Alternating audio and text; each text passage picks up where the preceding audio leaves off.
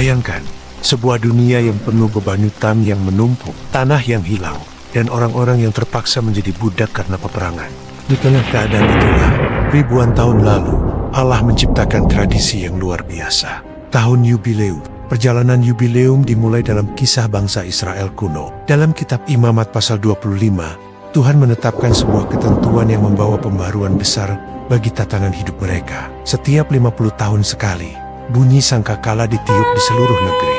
Suara itu menjadi tanda bahwa waktu pemulihan besar telah tiba. Tahun di mana masyarakat dipanggil untuk melakukan hal-hal yang menghadirkan keadilan dan keseimbangan. Pada tahun Yubileum, tanah-tanah yang telah dirampas harus dikembalikan kepada keluarga pemilik asal. Mereka yang terpaksa menjual diri sebagai budak dibebaskan untuk kembali kepada keluarganya. Bahkan tanah pertanian dibiarkan beristirahat. Tidak boleh ditanami atau dipanen sebagai pengingat bahwa bumi ini bukan milik manusia, melainkan milik Tuhan. Bayangkan bagaimana perasaan seseorang yang telah lama hidup dalam kesusahan. Ketika suara sangkakala Yubileum terdengar, ia tahu bahwa saat kebebasan dan pemulihan telah tiba. Tanahnya kembali, statusnya pulih, harapannya bangkit kembali. Begitulah inti dari Yubileum.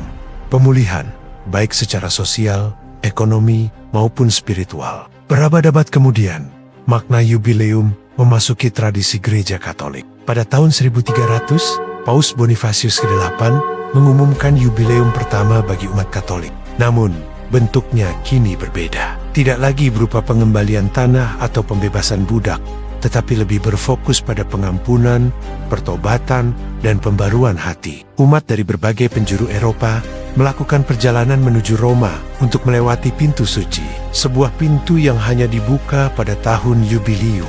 Melaluinya, umat menerima indulgensi penuh simbol pengampunan dan kesempatan untuk memulai kembali kehidupan rohani mereka.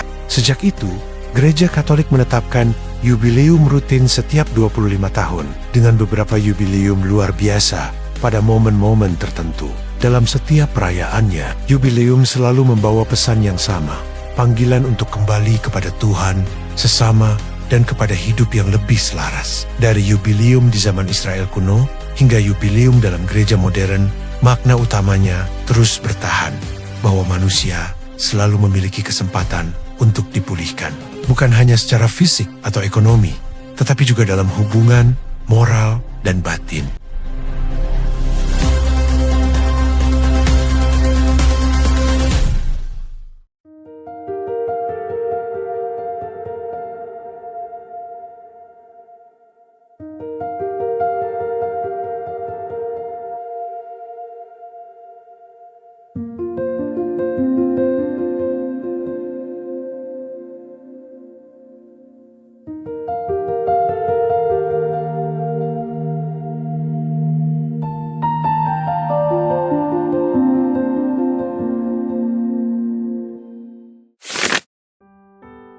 Tahun 2025 adalah tahun Yubileum, momen yang sangat istimewa bagi kita semua. Dalam semangat belas kasih, Paus Fransiskus memberikan kesempatan luar biasa bagi keuskupan di seluruh dunia untuk membuka pintu suci.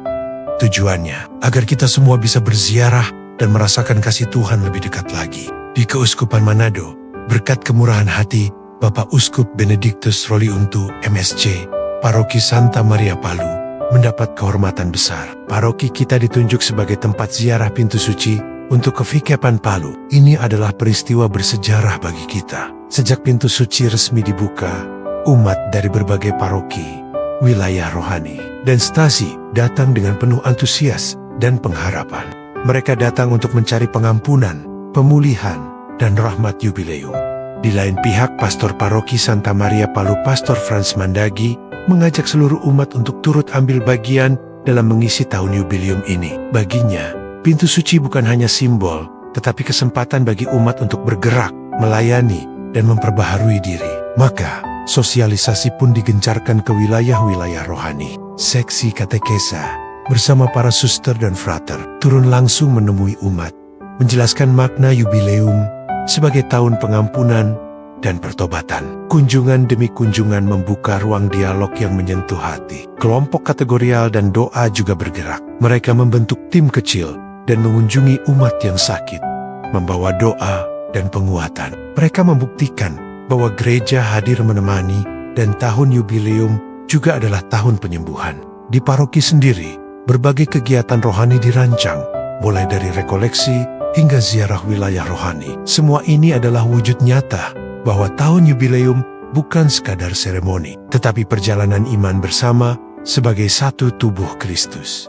Tahun yubileum semakin bergema di Kevikepan Palu dan Banggai. Para peziarah dari berbagai stasi dan paroki mulai berdatangan ke paroki Santa Maria Palu. Ada rombongan besar, keluarga, hingga peziarah yang datang seorang diri, membawa niat dan harapan pribadi. Setibanya di gereja, mereka memasuki pelataran dengan khidmat. Di hadapan pintu suci, mereka berdoa dalam hening, mempersiapkan hati untuk menerima rahmat indulgensi penuh. Di dalam gereja, suasana doa begitu kental. Lilin-lilin menyala dan lagu rohani mengalun lembut. Satu persatu peziarah melangkah ke ruang pengakuan dosa, pusat dari seluruh pengalaman ziarah ini. Banyak yang merasa terharu, disentuh oleh belas kasih Tuhan. Mereka keluar dari ruang pengakuan dengan wajah tenang, seolah beban berat telah terlepas. Peristiwa Yubileum 2025 menjadi tonggak bersejarah bagi paroki Santa Maria Palu. Ini bukan hanya cerita tentang pintu suci, tapi tentang kebangkitan iman dan perjumpaan manusia dengan kasih Tuhan.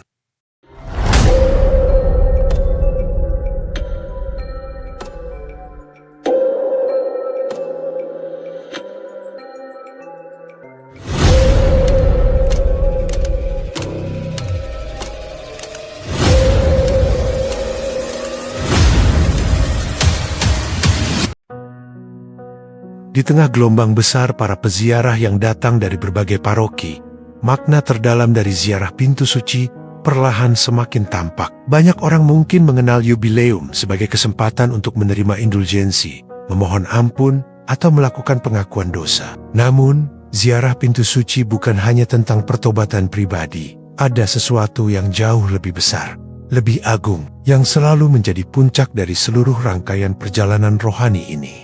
Setiap kegiatan ziarah di paroki Santa Maria Palu selalu diakhiri dengan perayaan Ekaristi Suci. Disinilah seluruh makna dan rahmat yubileum mencapai kepenuhannya. Umat berkumpul bersama, memenuhi bangku-bangku di gereja, membawa hati yang telah dipulihkan dan mempersembahkan kembali hidup mereka kepada Tuhan melalui liturgi yang khidmat. Mereka disatukan dalam doa, sabda, dan akhirnya dalam tubuh dan darah Kristus sendiri. Dalam keheningan momen konsekrasi, ketika roti dan anggur diubah menjadi tubuh dan darah Tuhan, kita bisa merasakan bahwa perjalanan ziarah ini telah menemukan tujuannya. Kristus hadir bukan sebagai simbol semata, tetapi sebagai sumber hidup, sebagai jantung kerahiman, sebagai pendamping perjalanan yang senantiasa memulihkan jiwa yang datang kepadanya.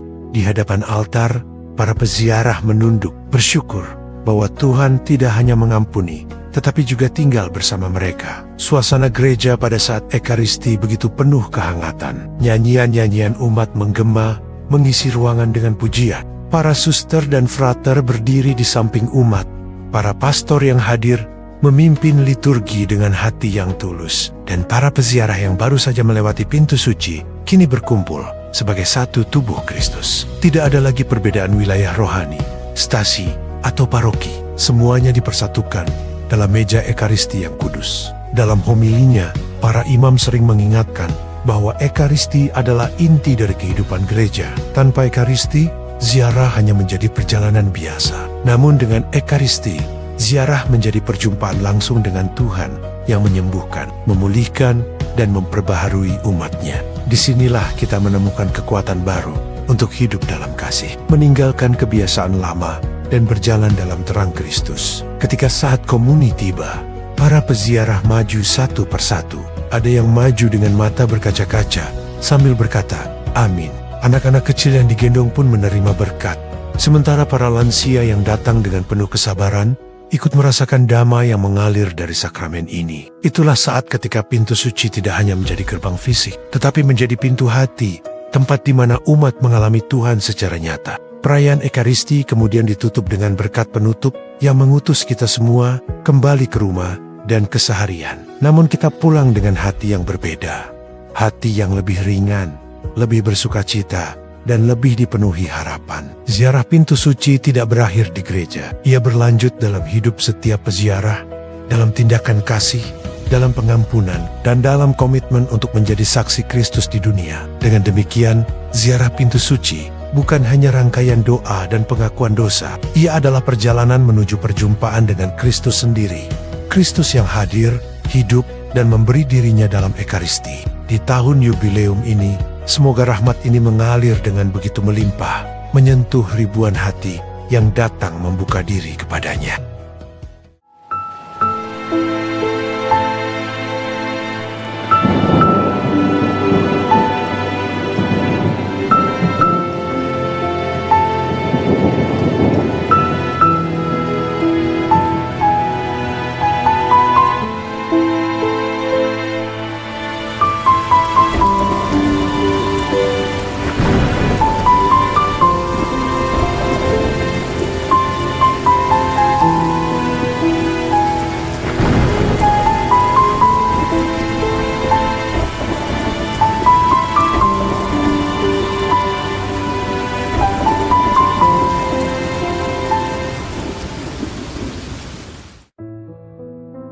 Pertobatan di tahun yubileum tidak berhenti pada doa, pengakuan dosa, atau melewati pintu suci semata. Gereja mengajarkan bahwa untuk mencapai indulgensi penuh, umat diajak bukan hanya bertobat dalam hati, tetapi juga menghidupi pertobatan itu melalui karya belas kasih yang nyata.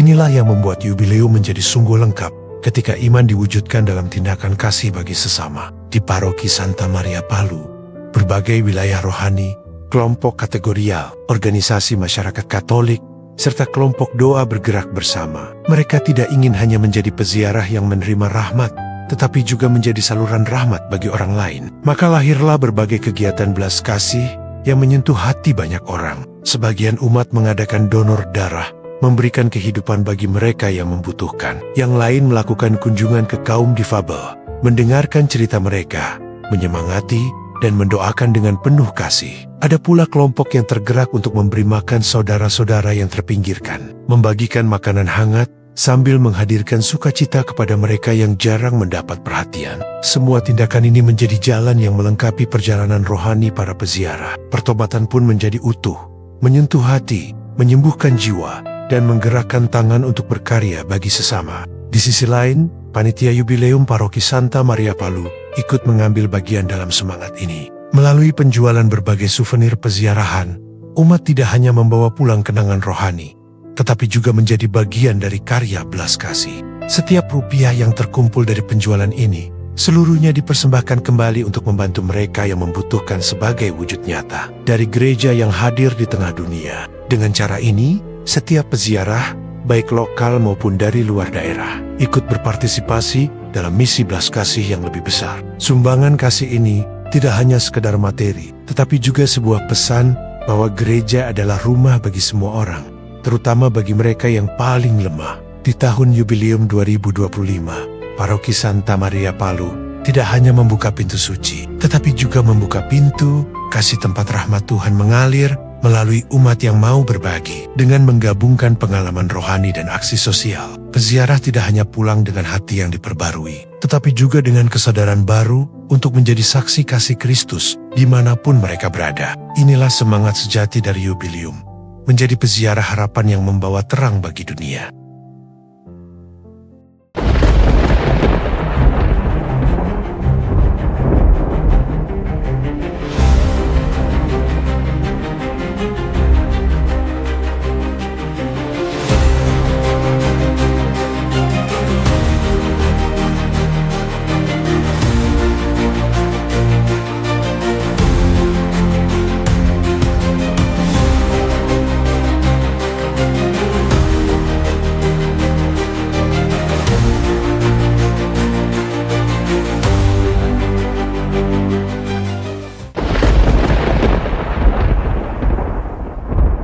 Pastor, saya mau mengaku dosa.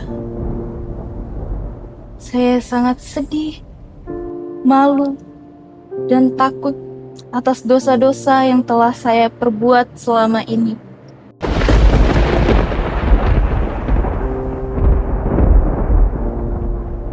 Saudariku yang terkasih, ingatlah bahwa kita ini adalah anak-anak Kristus. Kita harus menunjukkan sikap tindakan kita, membawa damai, terang bagi sesama, lewat pikiran, perkataan maupun perbuatan kita. Dosa tentu menjadi penghalang bagi kita, tapi bersama dengan Allah, mendekatkan diri dengan Bapa kita, maka kita akan terhindar dari segala dosa-dosa kita. Untuk itu, saya saat ini juga menghapuskan engkau dari segala dosa-dosamu.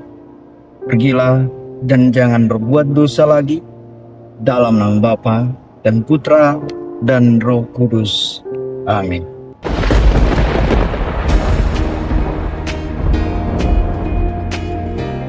Salam Jubileum. Senang sekali bersama Anda saya boleh berbagi pengalaman, kesan dan pesan tentang tahun Jubileum. Saya bersyukur boleh mengikuti 3 kali tahun Jubileum. Yang pertama tahun 1975 ketika saya siswa seminari menengah kelas 1 SMA. Saya mengikuti tabisan imam pada tahun suci 1975. Kemudian yang kedua pada tahun 2000. Dan kali ini saya kebetulan mendapat tugas sebagai Direktur Nasional Karya Kepausan Indonesia. Dan untuk tahun Jubileum Agung 2000, saya mendampingi 20 tokoh awam dan religius, termasuk Monsinyur Turang, Monsinyur Sutrisno, mengikuti rapat misi sedunia di Vatikan. Dan pada saat itu juga saya membawa seorang anak sekami dari Atambua yang menjadi juara mengarang internasional dalam rangka tahun Jubileum. Dan Jubileum yang ketiga adalah tahun ini 2025, di mana saya sebagai pastor bantu di Paroki Santa Maria Palu boleh ambil bagian secara langsung dan banyak untuk merayakan tahun Jubileum ini. Baik, apa yang menjadi kesan saya ketika memulaikan dan menjalani tahun Jubileum ini? Ialah tema pengharapan yang dipilih oleh Paus Fransiskus sangat jitu. Ia mengatakan, pengharapan dibutuhkan saat ini karena ada perang Rusia lawan Ukraina, ada perang antara Hamas dan Israel. Begitu juga ada beberapa pemberontakan termasuk di negara-negara Muslim, bahkan di negara-negara Afrika. Saling bunuh, saling menghancurkan. Ada banyak ketidakadilan, ada banyak perjuangan-perjuangan merebut kebenaran, ada banyak kerinduan orang akan damai, ada banyak orang putus asa di bentara dunia ini. Maka dia memikirkan tema pengharapan sangat perlu.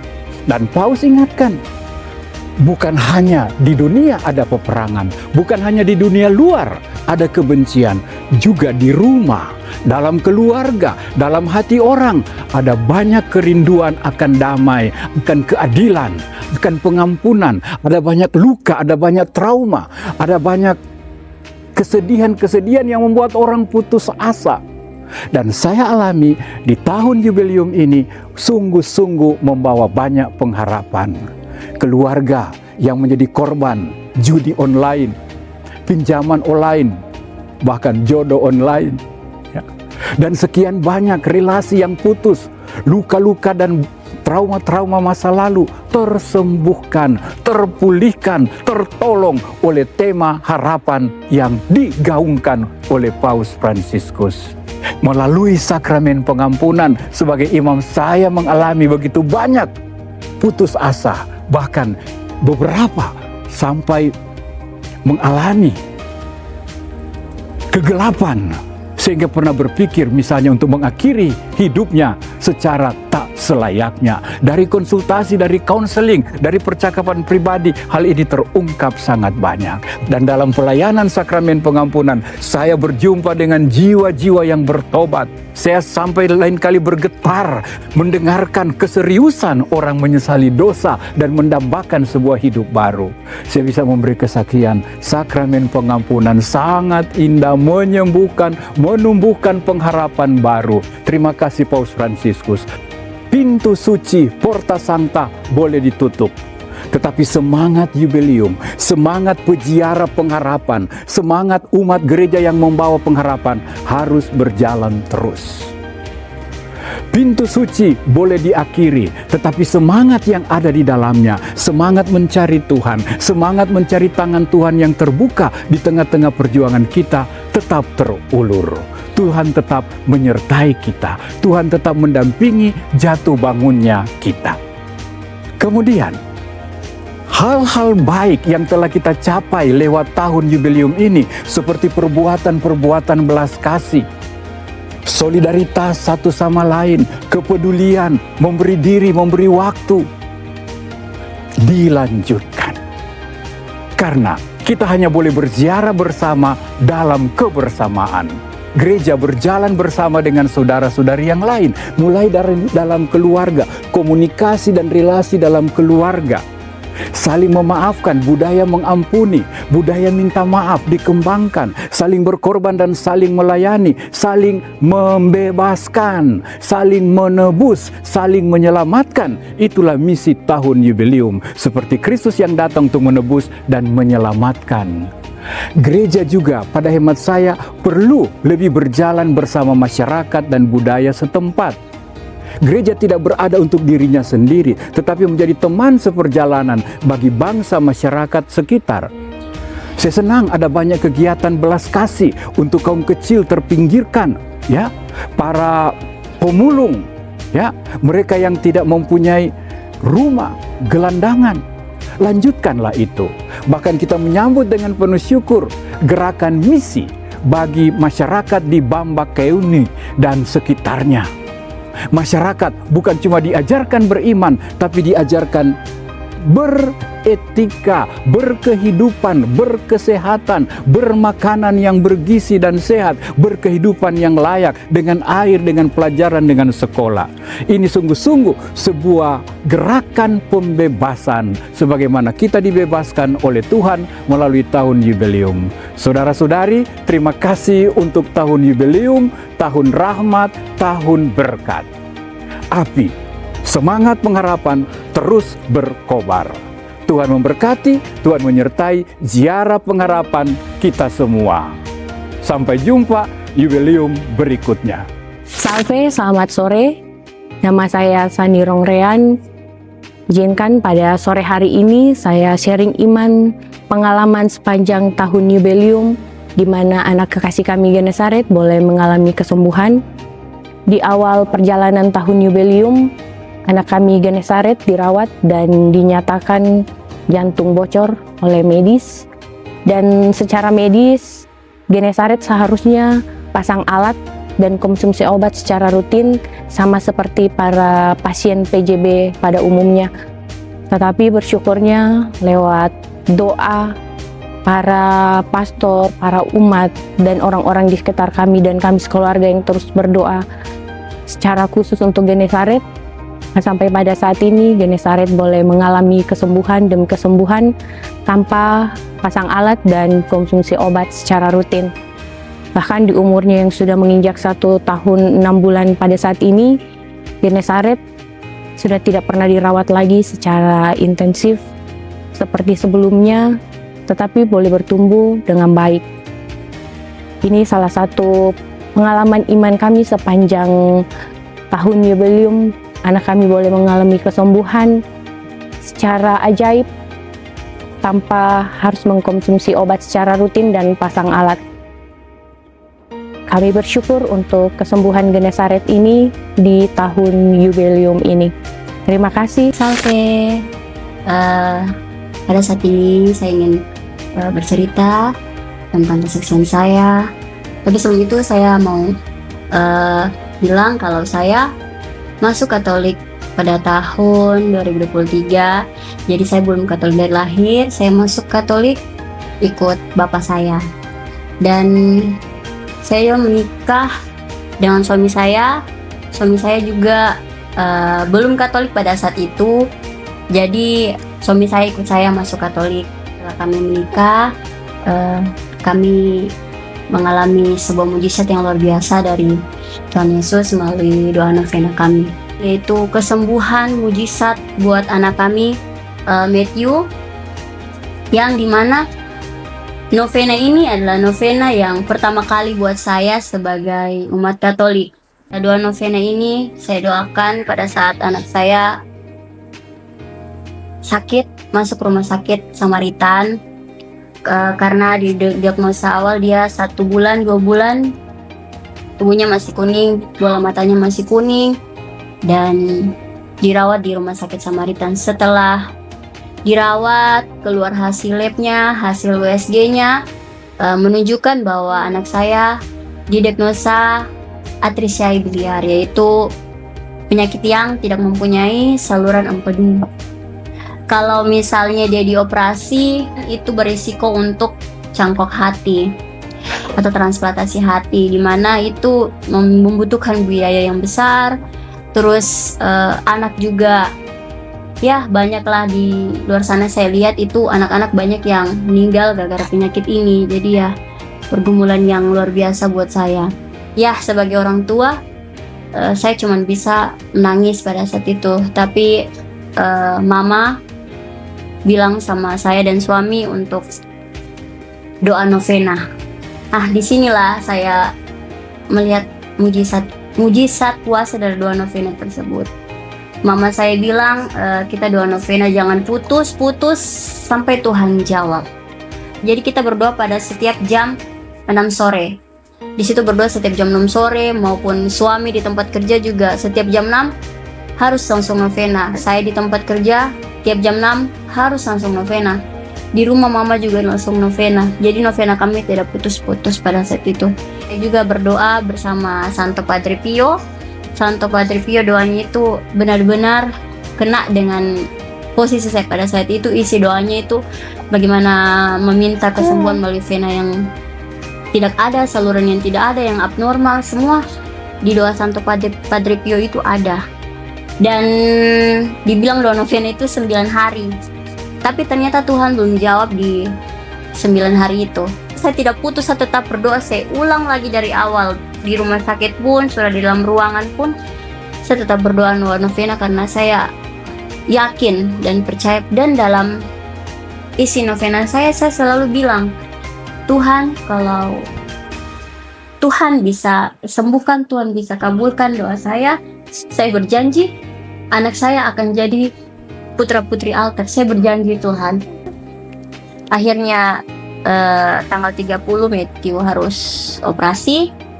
Di situ dokter anestesi bilang berbagai hal kemungkinan buruk yang akan terjadi sama Matthew. Mulai dari gagal jantung, mulai dari tidak sadar. Pokoknya semuanya dokter anestesi jelaskan sama saya karena penyakitnya Matthew ini adalah penyakit yang harus melakukan operasi yang sangat besar. Di situ saya tersungkur lagi menangis. Saya cuma bisa bilang, Tuhan, dengarkan novena aku, dengarkan novena aku. Dan saya masuk menghadapi dokter yang mengoperasi Matthew, dan dokter bilang, ini Matthew salurannya ada. Situ saya kayak, kok bisa? Kenapa bisa? Saya hanya, ini ada dokter, iya ada salurannya, ada, hanya tersumbat. Ternyata salurannya yang tersumbat. Jadi operasinya itu hanya disemprot sedikit di salurannya, maka jalan kembali, berproses kembali salurannya. Dan itu memakan waktu hanya 1,5 jam. Jadi ternyata Tuhan jawab doa saya tepat waktu. Tuhan jawab doa saya sesuai, bukan waktu yang saya minta, tapi waktunya Tuhan. Pada saat itu saya hanya bisa diam, menangis kayak, Mama, Tuhan Yesus jawab doa aku, doa novena aku. Dan setelah diproses kesembuhan, puji Tuhan anak saya sudah sembuh total lewat kuasa dari Tuhan Yesus. Buat Matthew, sebagai papanya juga sangat berterima kasih sama Bunda Maria, sama Tuhan Yesus. Jadi saya di situ juga habis setelah itu saya langsung berdoa sama Tuhan, bilang terima kasih sama Tuhan. Betul-betul memang mujizat yang paling nyata saya rasakan setelah saya masuk Katolik. Jadi ya, ini salah satu bukti nyata bagi saya untuk kesembuhan anak saya. Saya mama dari anak saya, Meli, dan ini anak mantu saya, ini cucu saya. Perasaan saya sangat terharu dan sangat bahagia dengan terkabulnya dua novena yang kami sama-sama panjatkan untuk kesembuhan cucu saya Matthew, karena dua novena itu sangat luar biasa, bisa membawa kesembuhan bagi cucu kami dan terutama menguatkan iman percaya kami. Terima kasih. Tahun Yubileum 2025 memang telah usai, tapi jejak rahmatnya masih terasa begitu kuat. Sepanjang tahun ini, lebih dari 2.000 peziarah dari berbagai paroki, wilayah rohani dan stasi datang membawa harapan. Mereka datang dengan doa dan semangat pertobatan. Dan Tuhan menjawabnya dengan begitu luar biasa. Kita menyaksikan banyak sekali kisah kesembuhan, kedamaian batin, dan tumbuhnya kepedulian sosial di antara kita semua. Namun, rahmat terbesar justru dirasakan gereja Katolik di Kota Palu. Di Dusun Pampamaya, 50 jiwa dari 14 keluarga telah dibaptis, menjadi tanda bahwa Injil terus hidup dan bertumbuh di tanah ini. Lebih dari itu, Seminari KPA Santo Mikael Palolo akhirnya berdiri, menjadi harapan baru bagi panggilan imamat di Sulawesi Tengah. Tahun Yubileum memang sudah berakhir, tetapi rahmatnya terus mengalir. Mungkinkah ini adalah awal dari sebuah keuskupan baru di Sulawesi Tengah?